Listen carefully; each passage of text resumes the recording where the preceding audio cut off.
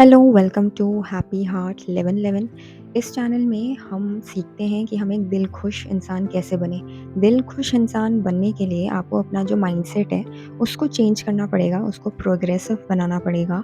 और अपने माइंडसेट को जब आप एक डिफरेंट डायरेक्शन देते हैं, उसमें नए बिलीफ सिस्टम्स और लर्निंग्स को ऐड करते हैं, तो आपके जो डिसीजंस हैं वो भी ऐसे होने लगते हैं जो कि आपकी लाइफ को खुशहाल बनाते हैं। और आपके जो एक्शंस हैं उसमें ये रिफ्लेक्ट होने लगता है जब आप वो एक्शंस लेने लगते हो जो कि आपकी लाइफ को एक प्रोग्रेसिव डायरेक्शन देता है। तो कुल मिला के इस चैनल में टॉक्सिक पॉजिटिविटी, विशफुल थिंकिंग या कोई भी डिल्यूजनल बातें नहीं होती हैं। यहाँ हम real life incidents, experiences, observations और जो भी करंट टाइम में प्रेवलेंट थॉट प्रोसेसेस हैं उसको हम डिस्कस करते हैं। तो आइए शुरू करते हैं आज का वीडियो। दोस्तों, हमने लॉ ऑफ कर्मा के बारे में तो सुना ही होगा। लॉ ऑफ कर्मा का मोटा-मोटा मतलब ये है कि आपने जैसा भी कर्म प्रेज़ेंट में क्रिएट किया है, उसी के अकॉर्डिंग आपको इमीडिएटली या फ्यूचर में रिज़ल्ट मिलने वाला है। अगर आपने पॉज़िटिव कर्मा क्रिएट किया है, तो आपको पॉज़िटिव रिज़ल्ट मिलेगा, और अगर आपने नेगेटिव कर्मा क्रिएट किया है, तो आपको नेगेटिव रिज़ल्ट ही मिलने वाला है। इससे जुड़ी कुछ और बातें ये हैं कि इसके कुछ टाइप्स होते हैं, मतलब कर्मा के कुछ टाइप्स होते हैं, जैसे क्रियामाण कर्म, जिसके रिजल्ट्स आपको इमीडिएटली मिल जाते हैं। जैसे कि आपने खाना खाया और आपका जो हंगर है, खाना खाने के तुरंत बाद वो सैटिस्फाई हो गया है। और दूसरा टाइप का आता है आपका जो है संचित कर्म, जो आपके एक्यूमुलेटेड कर्मास होते हैं, मतलब अभी तक वो एक तरीके से राइप नहीं हुए हैं, पक्के नहीं हैं अपना रिजल्ट देने के लिए। उसको रिज़ल्ट देने के लिए टाइम लगेगा। जैसे कि आपने कोई एग्ज़ाम दिया है और उसका रिज़ल्ट 2 मंथ्स के बाद आने वाला है, तो वो हो गया आपका संचित कर्म। और तीसरा होता है आपका प्रारब्ध कर्म, वो कर्मास जो कि अभी राइप हो चुके हैं और उसका फल आपको मिलने ही वाला है। यानी कि संचित कर्म के वो कुछ कर्म जो कि अब आपके लिए रेडी है, पक कर तैयार है, और अभी आपको उसका रिज़ल्ट मिलने वाला है। तो ये 3 तरीके के कर्मास हैं। अब ये तो हो गई थ्योरी की बात। लॉ ऑफ कर्मा को हमारे इंडियन कल्चर में बहुत ज़्यादा महत्व दिया जाता है, और बहुत सारे स्पिरिचुअल लीडर्स और जो भी बुद्धिजीवी लोग हैं आजकल के टाइम में, चाहे वो सोशल मीडिया में हो या पहले टीवी के माध्यम से, इसको प्रोपोगेट करते थे, या इसको लेकर काफ़ी प्रवचन उनके सुनने को हमें मिलते हैं। लेकिन मैंने अपने एक्सपीरियंस और ऑब्जर्वेशन से एक बहुत इम्पॉर्टेंट बात रियलाइज़ करी है related to law of karma. Law of karma को बहुत गलत तरीके से पोर्ट्रे किया जाता है हमारे सोसाइटी में लोगों के द्वारा। और जब कुछ इनोसेंट लोग जो ब्लाइंडली इन स्पिरिचुअल लीडर्स और इन स्पिरिचुअल टीचर्स को फॉलो करने लगते हैं, उनकी बात को बिना अपनी रीजनिंग और लॉजिकल अंडरस्टैंडिंग के समझने लग जाते हैं, या उसको अपने समझ के अनुसार तोलते नहीं हैं कि क्या ये सच में ऐसा है या इसका कुछ और मतलब भी हो सकता है, तो आप अपना जो लाइफ है उसको एक बहुत ही डिफ़िकल्ट सिचुएशन में पाएँगे, और अपनी लाइफ को एक तरीके से सैबोटेज कर रहे हैं। कैसे, वो मैं अभी आपको समझाऊँगी। देखो, लॉ ऑफ कर्मा कहते हैं कि आप जैसा कर्म करोगे वैसा ही आपको फल मिलेगा, ठीक है? अब जब आपको ये चीज़ बताई जाती है, तो आप इस माइंडसेट में आने लगते हो कि अब मुझे अच्छा ही कर्म करना है, और हर स्थिति में, हर इंसान के साथ मुझे बस ये सुनिश्चित करना है, या मुझे एंश्योर करना है कि मेरा जो कर्मा है बिल्कुल परफेक्ट होना चाहिए, मेरे अकॉर्डिंग मेरा जो कॉन्शियस है उस कर्मा को करने के बाद गिरना नहीं चाहिए, या दुखी नहीं होना चाहिए, या शर्मिंदा नहीं होना चाहिए, ठीक है? ये बेसिक समझ आने लगती है लोगों के अंदर। लेकिन हम ये चीज़ बहुत गलत तरीके से समझ रहे हैं कि हमें सिर्फ़ अच्छे कर्म ही करने हैं, और अच्छे कर्म का मतलब कि किसी के साथ भी हमको अच्छे कर्म ही करने हैं, इर्रिस्पेक्टिव ऑफ द फैक्ट कि सामने वाला आपके साथ कैसे व्यवहार कर रहा है, उसके कर्म आपके साथ कैसे हैं, ठीक है? अब जो इस बात को लेकर अपने तर्क देते हैं स्पिरिचुअल लीडर्स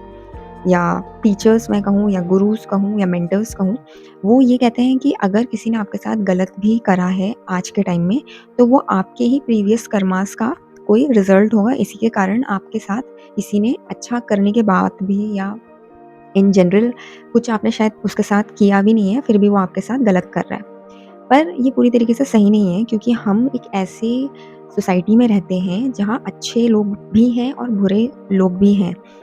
कुछ लोग इनेटली अच्छे होते हैं, परोपकारी होते हैं, काइंड होते हैं और कुछ लोग इनेटली मतलब उनका नेचर ही होता है उपद्रवी, बहुत ही डिस्ट्रक्टिव और लोगों को परेशान करने वाला। अब ये सोचना कि कुछ मैंने पिछले जन्म में किसी के साथ कुछ गलत किया होगा और इसीलिए उसने आकर मेरी इंसल्ट करी, मुझे हर्ट किया या मुझे गलत तरीके से ट्रीट किया और इसलिए मैं चुप रह के सिर्फ़ सहती रहूँ, ये सेल्फ सैबोटाज का पहला लक्षण आपके जीवन में दिखाई देने लगेगा और आप एक्चुअली में अच्छा कर्म नहीं कर रहे हैं क्योंकि अच्छा कर्म करने का मतलब ये नहीं है कि आप अपने आप को डिफेंड नहीं करेंगे। सृष्टि ने जितने भी पशु-पक्षी हैं, जानवर हैं, जिनका आईक्यू हमसे कम है, जिनका इमोशनल क्वोटिएंट हमसे कम है, उनको भी अपने आप को डिफेंड करने के लिए कोई ना कोई पावर दी है। किसी को काटने की पावर दी है, जैसे कुत्ता काटता है अगर उसको कोई परेशान करे, किसी के बॉडी में जो है ऐसे काँटे जैसे कोई ऑर्गन दिया है, जैसे कि पोर्क्यूपाइन है, उसको अगर आप टच करने जाओगे तो आपको उसके जो काँटे जैसे एक ऑर्गन है वो आपको चुभ सकते हैं। वैसे ही अगर आप किसी बर्ड को जो है कैप्टिवेट करने की कोशिश करें, उसको पकड़ने की कोशिश करें, तो वो अपनी बीक से या अपनी चोंच से आपको चोटिल करने की कोशिश करेगा। तो हर किसी का बेसिकली अपना डिफेंस मैकेनिज़्म है, अपना तरीका है अपने आप को डिफेंड करने का। अब अच्छे कर्म करने के चक्कर में आप गलत लोगों के साथ जो है अच्छा व्यवहार करते जा रहे हैं और वो आपको दबाते जा रहे हैं, वो आपको नीचा दिखा रहे हैं, आपके पीठ पीछे आपकी बुराई कर रहे हैं या आपके अच्छा करने के बाद भी आपकी पीठ में छुरा भोंक रहे हैं, मतलब बैक स्टैबिंग कर रहे हैं। तो ये आपका रॉन्ग कर्मा है कि आप जानते हुए भी कि वो व्यक्ति आपके साथ अच्छा है नहीं, उसकी जो इंटेंशंस हैं आपके लिए अच्छी नहीं है, उसके एक्शंस अच्छे नहीं हैं,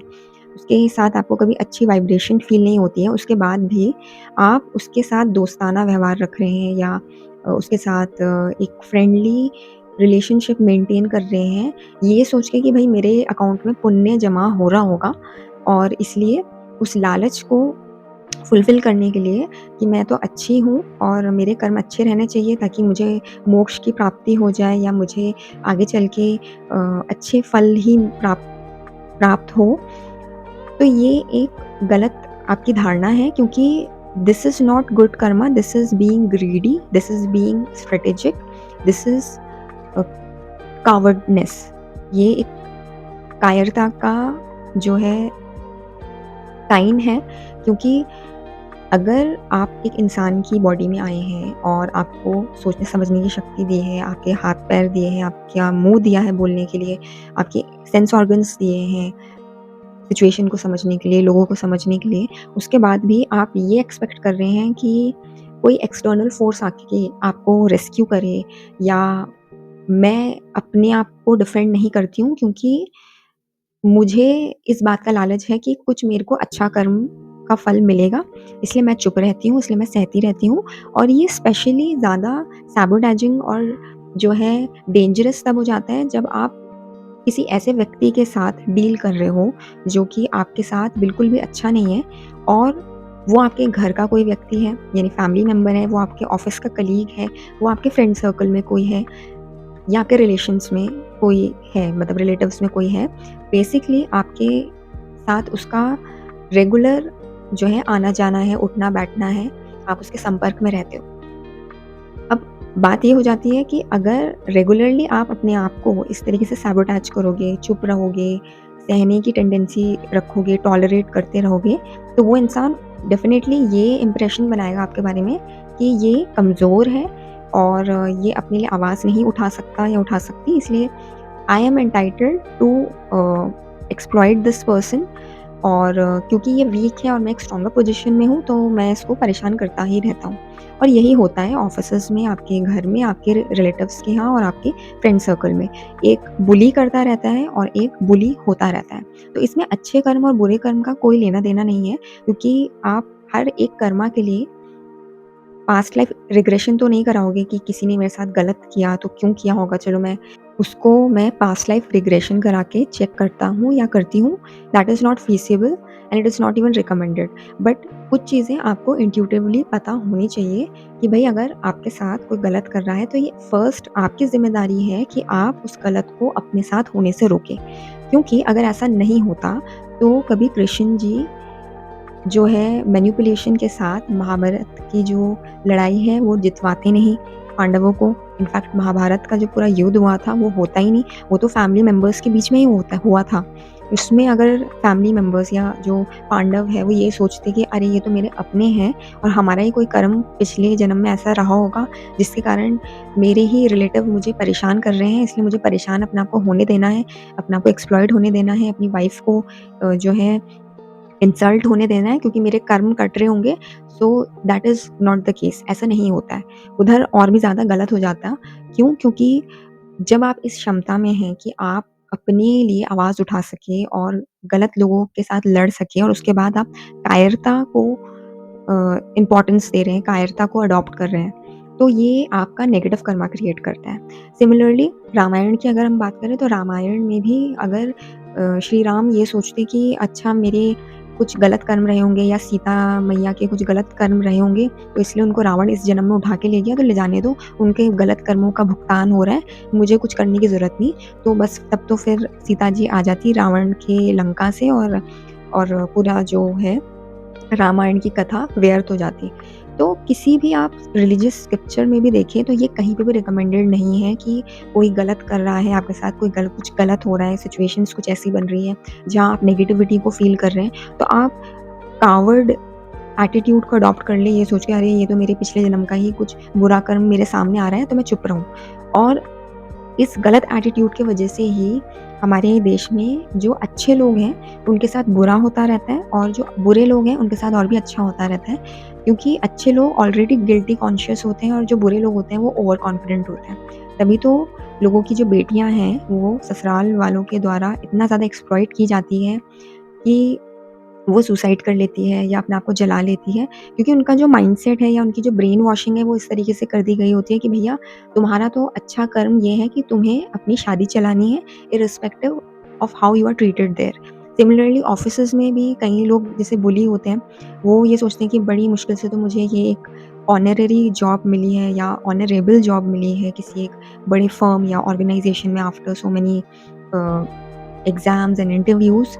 और यहाँ पे अब मुझे एक्सप्लॉइट किया जा रहा है, तो मुझे सस्टेन करनी है इस जॉब को क्योंकि वही मेरा अच्छा कर्म है। मुझे अच्छा बेटा बनना है, अच्छी बेटी बननी है समाज में, मुझे एक आइडियल पर्सन या इंडिविजुअल बनना है जो चीज़ें सह सकता है। टॉलरेंस को बहुत ज़्यादा ओवर एम्फेसिस किया जाता है हमारे सोसाइटी में, जिसके कारण वो इस तरीके के केसेस होते हैं जहाँ एना सेबेस्टियन हो या और भी कितने सारे ऐसे केसेस हुए हैं, जहाँ ऑफ़िस की पॉलिटिक्स, ऑफ़िस की ओवरवर्क कल्चर के चलते ऑफ़िस वर्कर्स ने अपनी जान से हाथ गँवा दिया है। और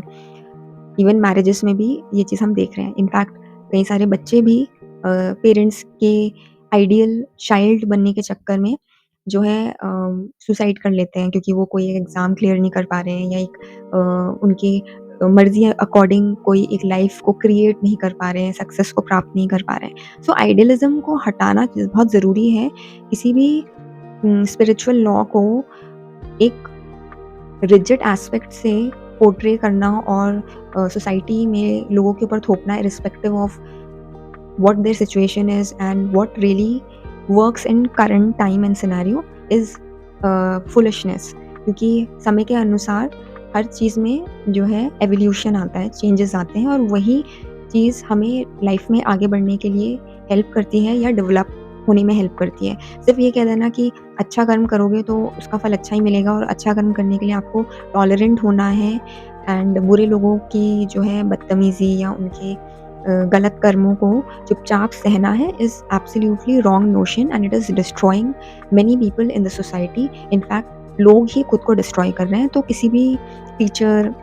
गुरु, इन्फ्लुएंसर की बात सुनने से पहले किसी भी नॉलेज को खुद एनालाइज़ करें और देखें कि उसका एक्चुअली पूरा सच क्या है। आपके सिचुएशन में, आपकी लाइफ़ में हर चीज़ अलग तरीके से एप्लीकेबल होगी। आप किसी की भी वन लाइनर विज़डम को अपनी लाइफ़ में एज़ इट इज़ अप्लाई नहीं कर सकते हो, क्योंकि